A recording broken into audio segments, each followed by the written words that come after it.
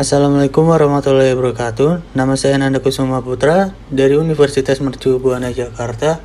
Saya akan menjelaskan tentang network layer.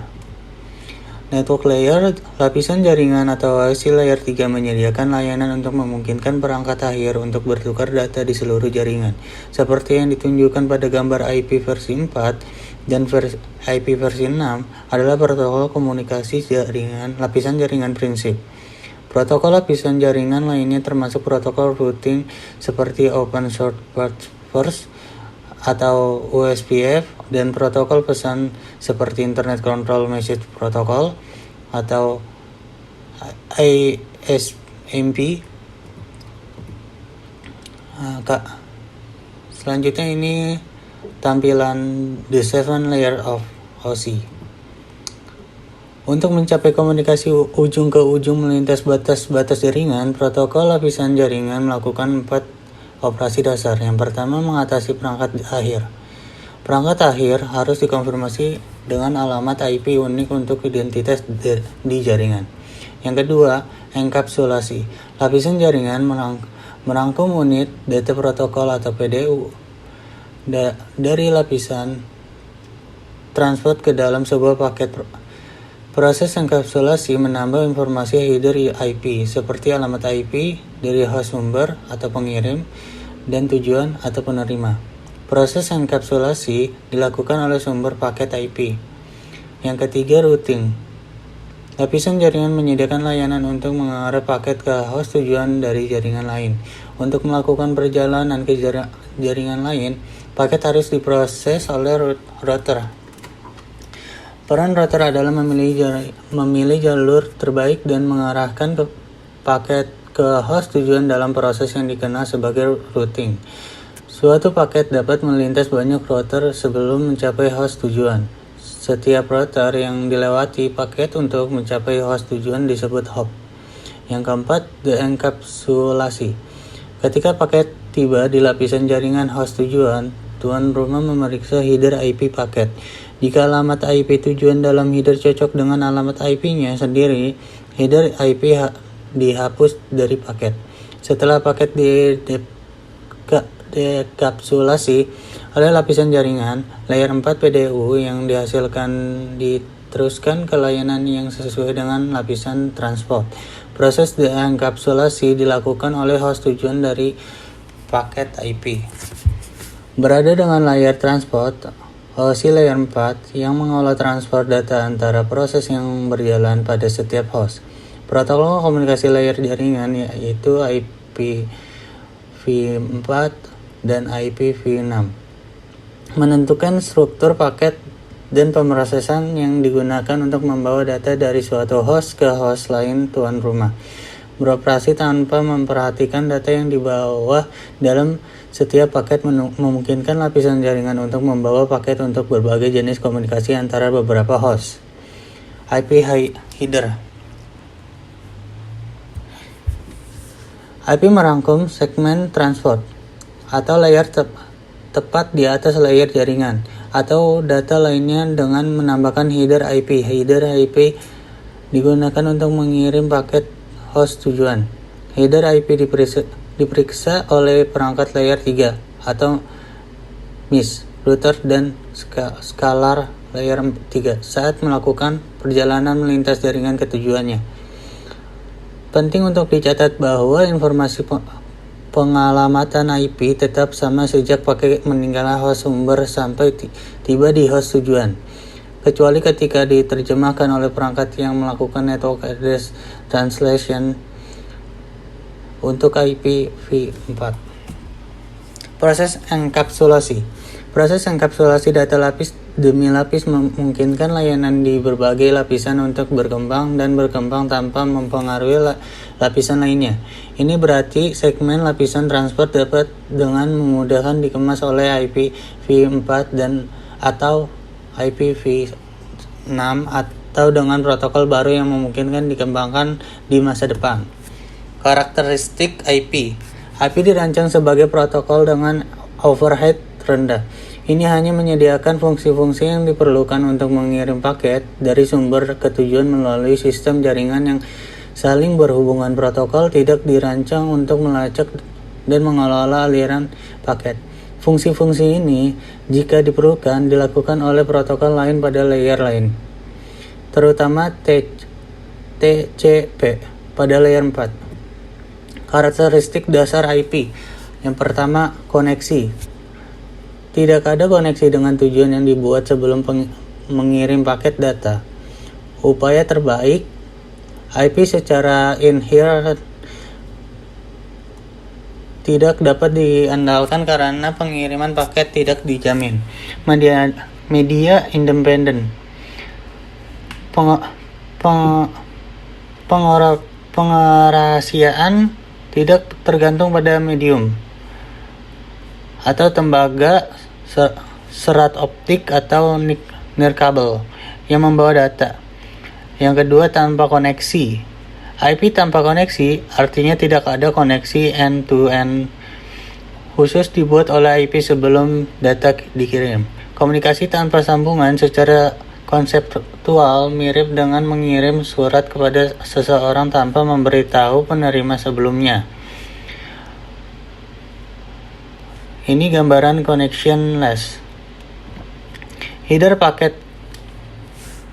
IPv4 adalah salah satu protokol komunikasi lapisan jaringan utama. Header paket IPv4 digunakan untuk memastikan bahwa paket ini dikirim ke pemberhentian berikutnya dalam perjalanan ke perangkat akhir tujuan. Header paket IPv4 terdiri dari bidang yang berisi informasi penting tentang paket. Bidang-bidang ini berisi angka-angka biner yang diperiksa oleh proses layer 3. Bidang signifikan di header IPv4 meliputi berikut. Yang pertama, versi, berisi nilai biner 4 bit yang ditukar ke 0100 yang mengidentifikasi ini sebagai paket IPv4. Yang kedua, layanan diferensial atau diff serve atau DS. Sebelumnya disebut bidang tipe layanan atau TOS. Bidang DS adalah bidang 8 bit yang digunakan untuk menentukan prioritas setiap paket. 6 bit paling signifikan dari bidang diff serve adalah bit titik kode layanan dibedakan atau DSCP, dan 2 bit terakhir adalah bit pemberitahuan connectivity receipt atau ECM. Yang ketiga, header checksum. Ini digunakan untuk mengidentifikasi korupsi di header IPv4. Yang keempat, time to life. Berisi nilai biner 8 bit yang digunakan untuk membatasi masa paket suatu paket. Perangkat sumber paket IPv4 menetapkan nilai TTL awal. Ini berkurang 1 setiap kali paket diproses oleh router. Jika bidang TTL menurun ke 0, router membuang paket dan mengirim pesan ICMP atau Time Control Protocol internet yang melebihi waktu ke alamat IP sumber. Karena router menurunkan TTL dari setiap paket, router juga harus menghitung ulang header checksum. Yang kelima, protokol. Bidang ini digunakan untuk mengidentifikasi protokol tingkat berikutnya. Nilai biner 8 bit ini menunjukkan tipe payload data yang dibawa paket, yang memungkinkan lapisan jaringan untuk meneruskan data protokol lapisan atas yang sesuai.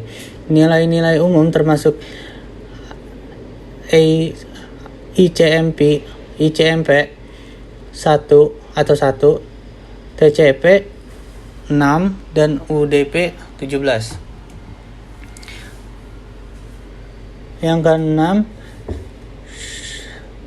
source IPv4 address. Ini berisi nilai biner 32 bit yang mewakili alamat IPv4 sumber. Paket alamat IPv4 sumber selalu merupakan alamat unicast. Yang selanjutnya, destination IPv4 address. Ini berisi nilai biner 32 bit yang mewakili alamat IPv4 tujuan paket.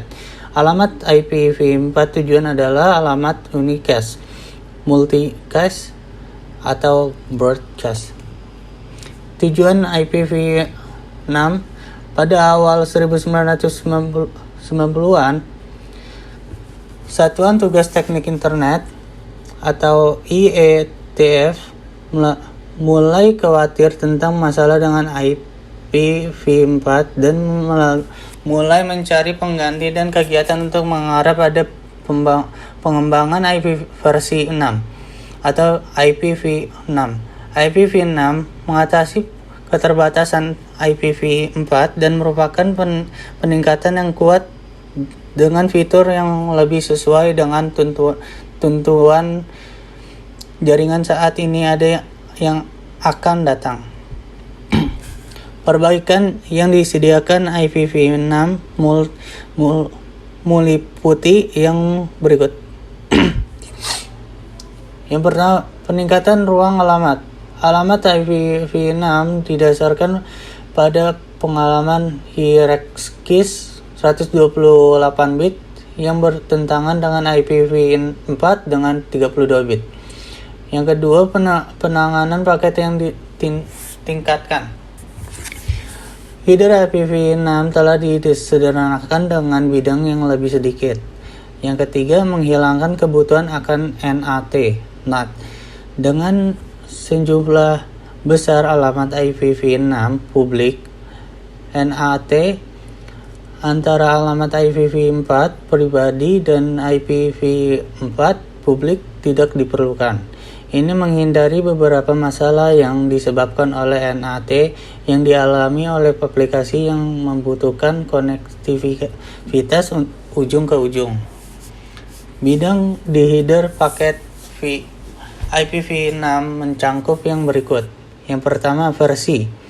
Kolom ini berisi nilai biner 4 bit yang disetel ke 0110 yang mengidentifikasi ini sebagai paket IP versi 6. Kelas lalu lintas. Bidang 8 bit ini antara dengan bidang lainnya diferensial IPv4 atau DS.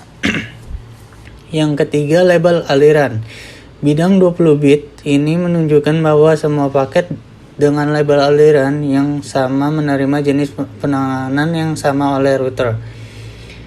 Yang keempat, panjangan muatan. Bidang 16 bit ini menunjukkan panjang bagian data atau muatan paket IPv6. Ini tidak termasuk panjang header IPv6 yang merupakan header 40 bit tetap. Yang kelima, next header. Bidang 8 bit ini setara dengan bidang protokol IPv4. Ini menunjukkan tipe muatan data yang dibawa oleh paket, memungkinkan lapisan jaringan untuk meneruskan data ke protokol lapisan atas yang sesuai. Yang selanjutnya, batas hop. Bidang 8 bit ini menggantikan bidang IPv4 TTL.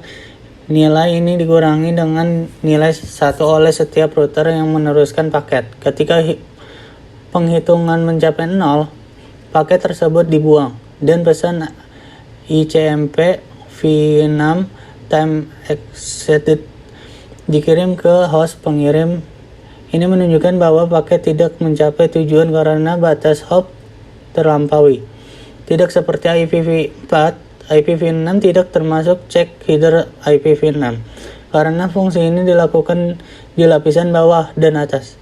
Ini berarti checksum tidak perlu dihitung oleh setiap router ketika menurunkan bidang batas hop yang juga meningkatkan kinerja jaringan.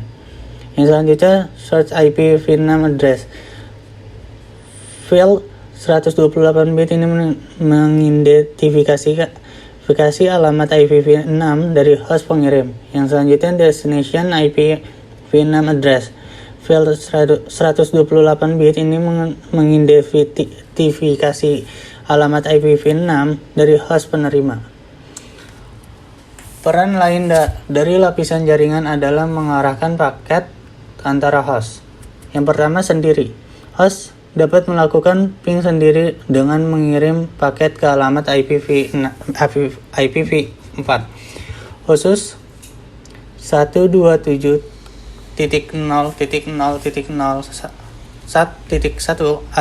atau alamat IPv6. Satu yang disebut sebagai antarmuka loopback pingin antarmuka loopback menguji stack protokol TCP IP pada host. Selanjutnya, host lokal. Ini adalah host tujuan yang berada di jaringan lokal yang sama dengan host pengirim. Host sumber dan tujuan sebagai alamat jaringan yang sama. Yang selanjutnya, host jarak jauh. Ini adalah host tujuan dari jaringan jarak jauh. Host sumber dan tujuan tidak berbagai alamat jaringan yang sama. Gateway adalah perangkat jaringan yang dapat merutakan lalu lintas ke jaringan lain. Jika Anda menggunakan analog bawah jaringan seperti sebuah ruangan, maka gateway default adalah seperti pintu. Jika Anda ingin pergi ke kamar atau jaringan lain, Anda perlu menemukan pintu. Pada jaringan gateway default biasanya adalah router dengan fitur-fitur ini. Yaitu, yang pertama, ini memiliki alamat IP lokal dan dalam kisaran alamat yang sama dengan host lain di jaringan lokal. Yang kedua, itu dapat menerima data ke jaringan lokal dan meneruskan data dari jaringan lokal. Yang ketiga, router lalu lintas ke jaringan lain. Yang keempat, gateway default diperlukan untuk mengirim lalu lintas ke luar jaringan lokal. Lalu lintas tidak dapat diteruskan di luar jaringan lokal. Jika tidak ada gateway default, alamat gateway default tidak berkonfigurasi atau gateway default turun. Oke.